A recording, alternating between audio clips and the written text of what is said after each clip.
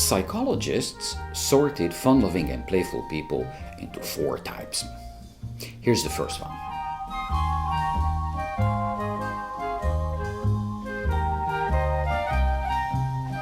When I was a young aspiring artist, a wannabe, Laci Hegyi-Füstös, a great animator, made a huge impression on me. He lived in a fun world in which objects had characters and they were just waiting to come alive and tell their stories. One day, Laci and I were sent to the hardware store to pick up paint supplies. We wanted to paint a beautiful garden bench in the backyard of the studio. They put everything in a brown paper bag for us. We were carrying it, and we didn't notice that the thinner bottle had a loose cap and the turpentine kept dripping out and soaked the paper bag.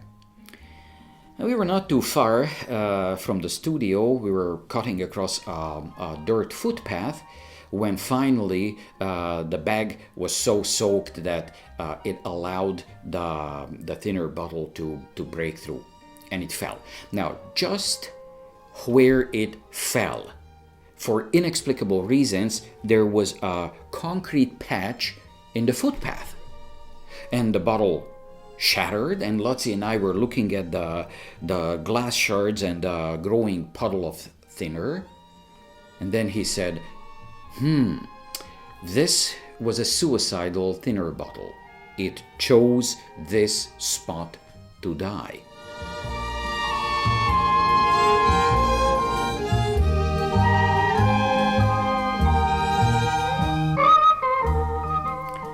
Everybody loves my friend Helmut.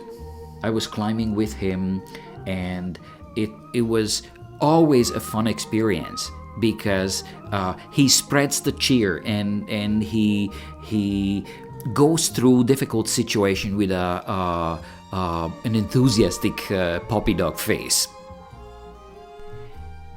He's friendly and instantly lovable. People instinctively recognize that he is the real deal. He's genuinely good and fun. People immediately connect with him. He surrounds himself with people. This is how he thrives. He is the heart and soul of the party.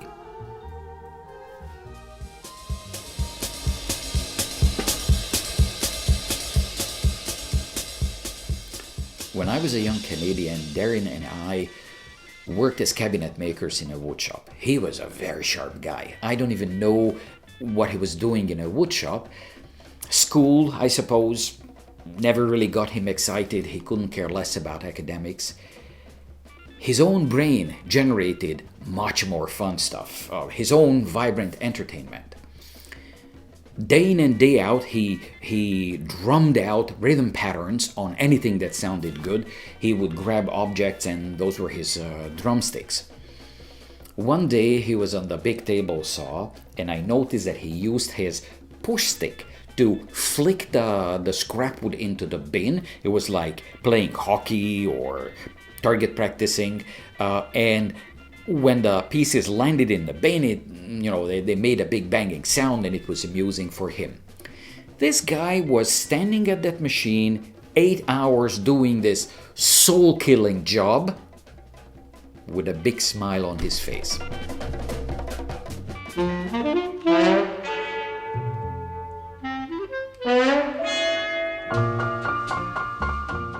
Glenn is a funny guy, and I don't even know if he knows it. He's a keen observer who's always looking around the room, ready to deliver a punchline at the right moment. He has a very specific type of humor, and usually he picks up on things that others might not see, these little moments, and he capitalizes on them and delivers these one-liners that always make us laugh. We love having Glenn around. So in my practice, I see a lot of people that are just filled with anxiety. They have like neck pain just with like years of stress and anxiety. And I find that once they incorporate some playfulness or like passion in life and just trying different things, that's when I really see that they start to heal. Like I could list all the different things that will help you with being playful, but playful just increases your freedom, allow us to be really who you are, and allow us to find like different passions in life. Like I really stress that you should really be easy on yourself. It's really important to find the ability to take it easy, get that anxiety away, and being playful allows you to be free to kind of discover what you love. And who doesn't want to discover what they love? And then that's the way that you can do it. So just like find it in yourself, and you really will be thankful for finding that in your lives. You know, I've been coaching people in leadership for decades. And one of the biggest things I've found, if we want to create leaders and people in organizations that are creative and that are innovative, is creating a space that's really safe and free from judgment. And one of the best ways to actually do that is to have a little bit more fun, to let our hair down a little bit. And when we do that, we actually are in a space where we can play, we can innovate, free from judgment, and in a space where we can bring our best selves to our conversations and the work that's in front of us. I'm a teacher in visual arts in high school. Thank God I am. It's the best profession that I think that I could do. Often high school is a bleak environment for a lot of students. A lot do not like coming to school.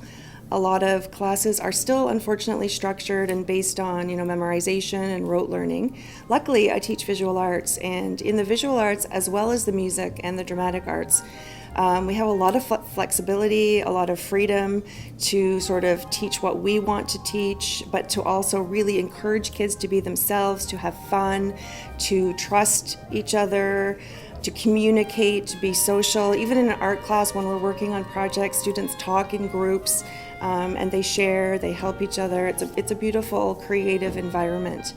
The other thing about the arts is that it really promotes diversity, unique people that might be a little bit different in other areas of school, tend to feel more at home in the arts because that differentness that they have is actually celebrated, right? And the creativity. Play and being happy where you are in learning is very, very important. And often, I'll tell stories and we'll have classes in stitches, just, telling stories and jokes and sharing stuff about our lives.